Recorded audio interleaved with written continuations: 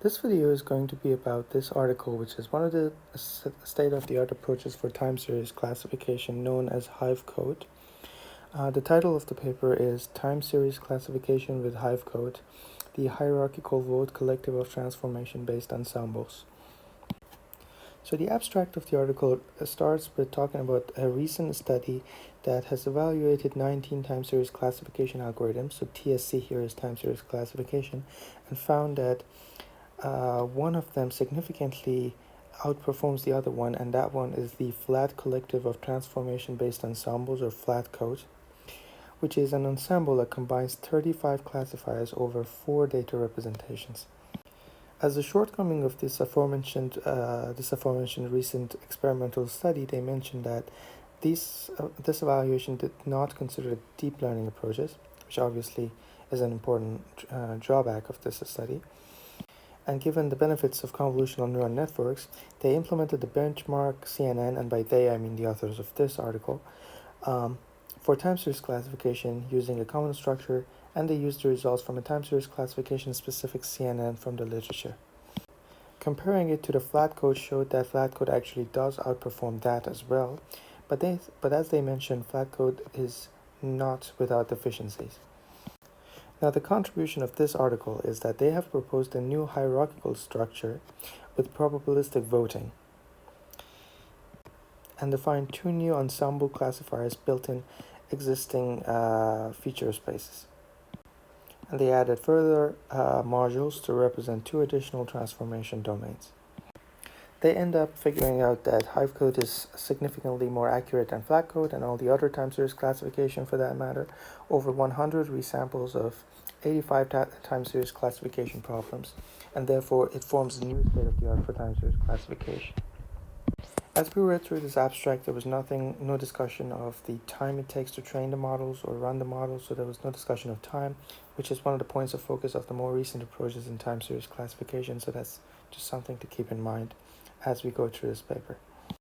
They start the introduction section by going through the definition of time series classification problem and the diversity of the different problems in this domain, basically noting the database website of University of California, Riverside that includes 85 varied and freely available problems for the time series classification literature.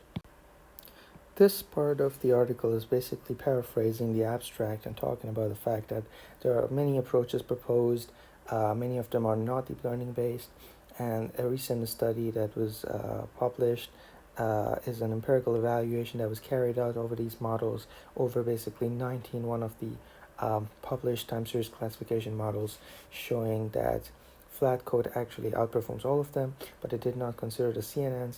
And given the fact that CNNs have been very successful in the deep learning domain, it's natural to ask whether or not they could have had an impact on time series classification. And now from this paragraph, they go over their work and their objectives as an overview in the introduction section. So they're trying to answer 2 questions. One, is flat COTE more accurate than deep learning approaches for time series classification or not? The overview of the results is that they have demonstrated that flat COTE is significantly more accurate than both of the deep learning approaches that they have tried, which are a CNN using a common framework and a recently published time series classification specific CNN. They vaguely mentioned that flat COTE also has its own deficiencies, and this leads to their second question: can they improve flat COTE and define a better collective? To answer that, they have defined a new collective through a number of steps that we'll talk about. And third, they have assimilated classifiers from 2 further data representations into the collective and included the original whole series approach from flat COTE as well. And lastly, they have introduced a modular hierarchical structure for the collective with a probabilistic voting scheme. And they mentioned that this allows encapsulating classifiers built on each domain. And the overall scheme is called HIVE COTE, which contains modules that capture similarity with whole series measures or elastic ensemble, phase-independent subseries or shapelet transforms with the HESCA, an interval-based ensemble, time series forest, and a dictionary ensemble, which is the bag of SFA symbols. And they have also improved the spectral approach of the flat code and added this new spectral ensemble or rise. And with this description, they go on to talk about the related works and then present a classification of different approaches to time series classification. In this part, they present a grouping of time series classification algorithms based on the discriminatory features that they use in order to make the classification. The first group that they mention is the whole series time series classification family of models. These models are those that compare two series either as a vector, which is the traditional classification, or by a distance measure that uses all of the data points, which typically ends up having to do something like the one nearest neighbor classifier. Euclidean distance is the obvious choice, very trivial and very ineffective. And one of the most famous approaches in this domain is dynamic time warping that can serve as a better version of an elastic distance measure. They mention some of the works in this domain here, but the part that is kind of important and kind of has to do with the objective that this paper presents is that the most accurate version of the whole series approaches in the recent experimental evaluation, the one that compared the 19 methods, is the ensemble. It's basically called the elastic ensemble that creates an ensemble of one nearest neighbor classifiers using various features. Now, having this type of a voting scheme is what inspires this work to focus also on the voting schemes in making the classification work. The second group of these families of models is the intervals. Now, the interval class of algorithms select one or more phase-dependent intervals of the series. And then all the decisions and everything is based on the features that they have extracted within each interval. Then we have shapelets that are a family of algorithms. As you can see, it kind of rhymes with wavelets. They focus on finding short patterns that define a class and then that can appear anywhere in the series. So one thing that is kind of critical about the shapelet is that the class is distinguished by presence or absence of one or more shapelets somewhere in the whole series. So we have something to do with a binary decision based on whether or not a certain pattern exists in a time series. Now, in order to understand better what exactly is the limitation of shapelets, let's talk about the other group, which is the dictionary-based approaches. Now, shapelet algorithms, as we discussed and as was discussed here, has to do with the presence of a pattern, not with the frequency of a pattern.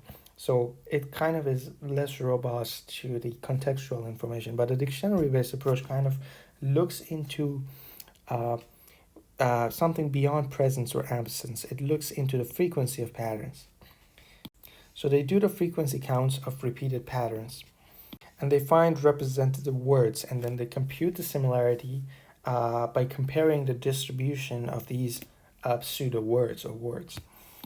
Then there are spectral approaches that focus on the frequency domain and things such as autocorrelation, Fourier transforms, and things as such.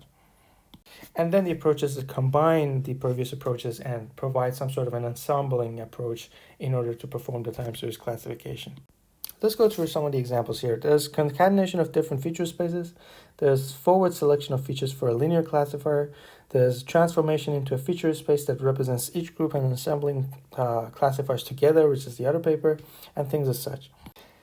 As to better understand the motivation behind this paper, and kind of part of the motivation behind this paper is that a key design principle is to inject diversity amongst the constituent classifiers.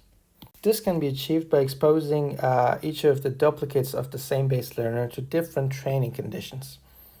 For example, different subsets of attributes can be used in order to build each one of these different versions of base classifiers.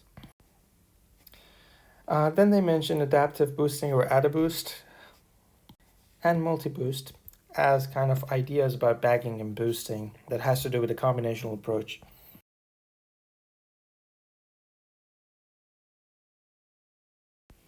Now in this part, in section 2.7, they talk about this experiment that has been recently published in 2016 and talked about a critical difference diagram that kind of showcases how different algorithms of time series classification have performed in terms of the ranking of these classifiers over multiple datasets.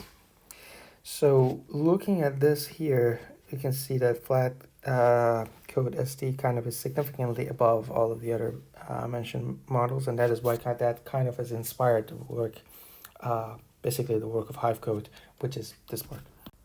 Now in this part, they're going to talk about flat code, and they mention its significance, and then they go over its drawbacks and the things that try to address in this work. So flat code combines 35 classifiers into a single ensemble, and it contains classifiers from whole series, time series classification ensemble. So we have 11 whole series classifiers from EE, 8 classifiers built on the shapelet transform, 16 spectral, from which 8 of which are based on autocorrelation features and 8 based on the power spectrum. So each one of them have been trained, their accuracy of them are known, and the prediction of each classifier on a test example is then going to be weighed by its training accuracy, which sort of serves as a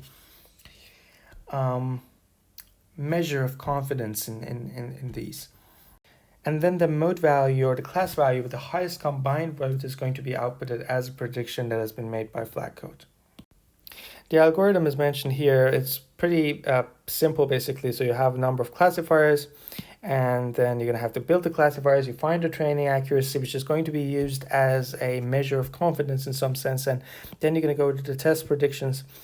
And then, again, basically, for each one of these classifiers, you're going to find a prediction. You're going to weight a prediction. And basically, the votes that you assign to the class that it has found will be added. The accuracy of the training model that has made this prediction will be added to it, and then after all, the maximum votes class is going to be selected, and that is going to be the class that we are going to associate with the data.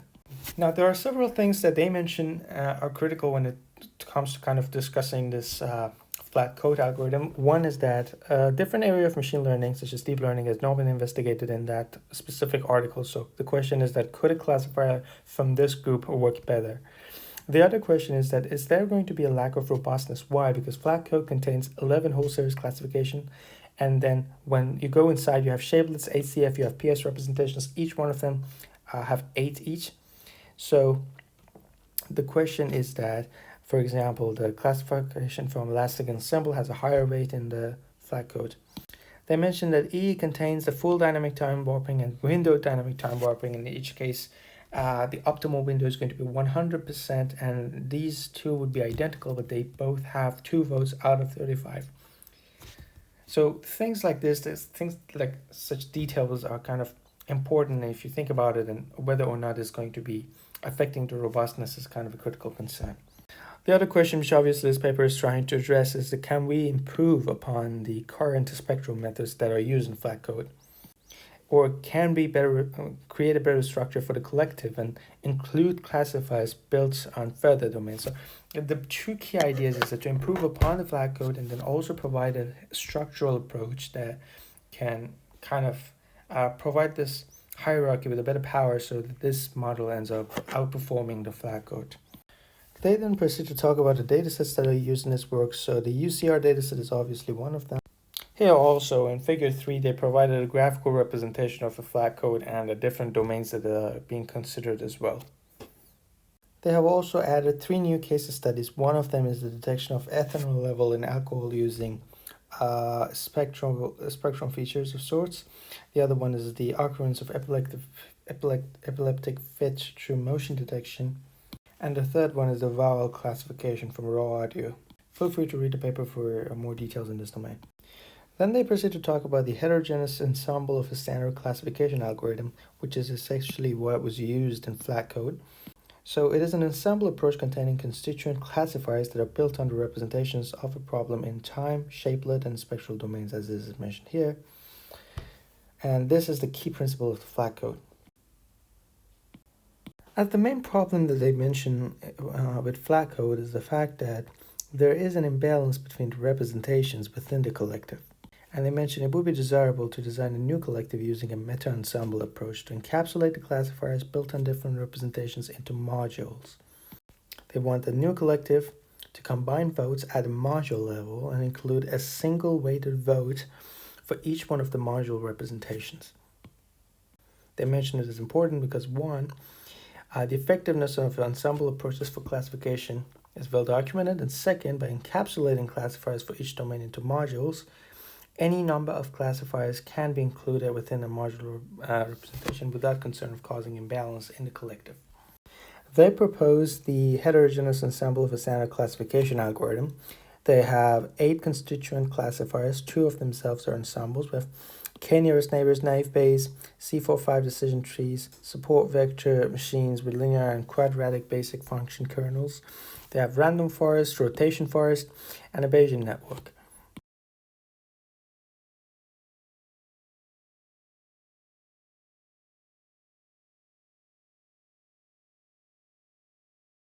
After talking about HESCA, they come to the random interval spectral ensemble, or RICE, RICE is basically the other contribution of this paper, that is basically focused on selecting a series of random intervals and then calculating the spectral features for each interval independently. They mention that the performance of RICE is actually perfectly nice, which makes it a good contribution.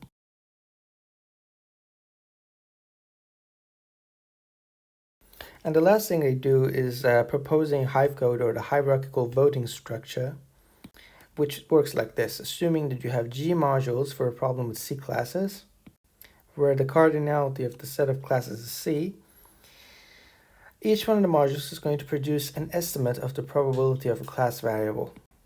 And each module is going to have a certain weight.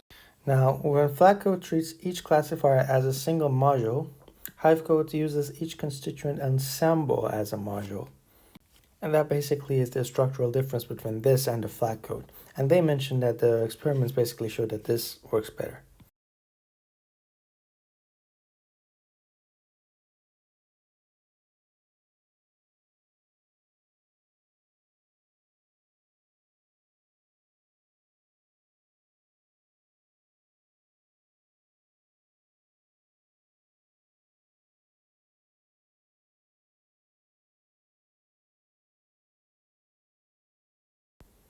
We can see the results on simulated datasets.